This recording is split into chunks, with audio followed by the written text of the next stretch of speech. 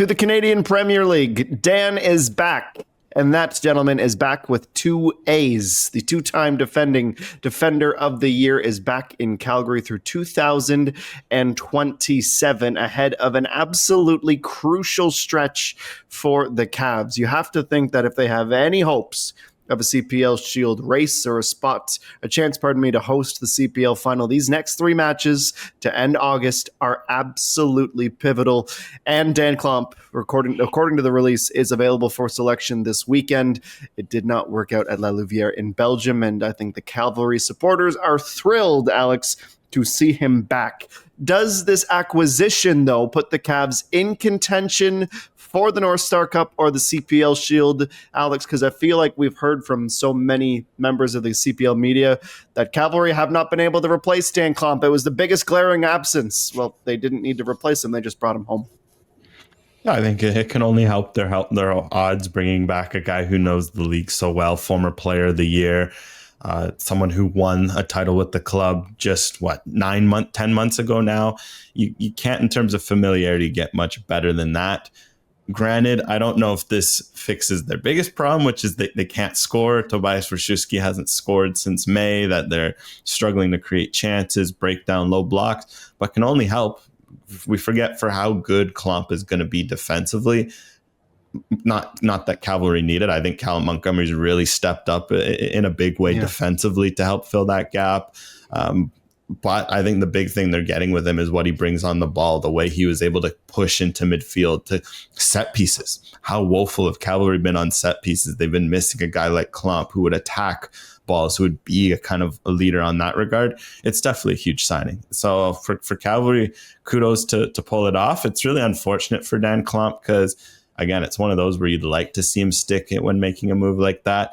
What I continue to kind of baffle me is how none of the Canadian MLS teams took a punt on him, especially because he's been here for so long that I'm sure there could have been some sort of process where he would have been naturalized pretty quickly, if not within the first year of being at a Canadian MLS club. And I feel like that's a big loss, especially when you look at Vancouver now looking for a center back. You know, Toronto and Montreal could always use one, but hey, their loss is Cavalry's gain after this failed Belgian experience, and it'll only make them better. Ladies and gentlemen, we have a new contender for the North Star Cup. Welcome to the table, Cavalry FC. Because let's be honest, Cavalry without Klomp just simply wasn't cutting it. You think about the defensive play, he's a center back and one of the best players in the Canadian Premier League over recent years. They missed his goals, Adam. Oftentimes, they just needed a player to set up on a set piece, score a dirty goal. Every year, 4 or 5 and 6 goals for Daan Klomp. So he had something all over the field. And simply put, there were nowhere near as good of a team or as complete of a team without him at all. I have no problem, by the way, with Klomp coming back to the Canadian Premier League. Sometimes you can go on and always try to look for the next best thing, and you can be searching for a long time where what you actually enjoy and love and are passionate about is right underneath your nose. And that's Klomp in Calgary. It is a match made in footballing heaven. He can be a career Canadian Premier League player, and there's nothing wrong with that. We see guys like Becker and Borges and Aparicio, players that are having really good Canadian Premier League careers, playing a high standard of football, which I think personally is overlooked and disrespected far too much. This is a really good standard in an emerging, very good league, and you get to play in a great country, a great city like Calgary as well. Just ask hometown Adam Jenkins. He wears that cowboy hat with pride. So there's nothing wrong with Klomp coming back to a place that him and his family and everyone around him are comfortable with, and he can absolutely thrive under a manager who understands his value as well. So this will be a shot in the arm for Cavalry. No more excuses for Cavalry and their players, okay? Because they haven't gotten out of first or second gear yet this season. They play too slow. There's not enough conviction. There's not enough bite. Now the band is back together. It's virtually the same team that went on and was dominant last year on their way to winning a North Star Cup, other than the fact that you have Gauthier and Tigney that's come back can play down the left-hand side instead of Jay Herdman. You can make the argument when fully fit that this team could actually be better than the team last season. The problem is they're not showing it. This should be a wake-up call. The players, they need to be accountable. because they have all the tools required to make a late season push here. I think they've left it far too late to win the Shield, but now it's time for the players to wake up and start playing, because Forge and Atletico Ottawa have been lapping them.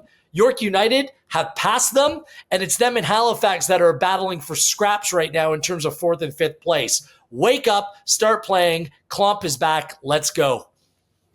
Alex, I need you to help me here. Okay, we'll use these final minutes as a bit of therapy. I do want to mention career high 6 goals, insanity last year for Daan Klomp as a center back. But here's what I'm thinking, right?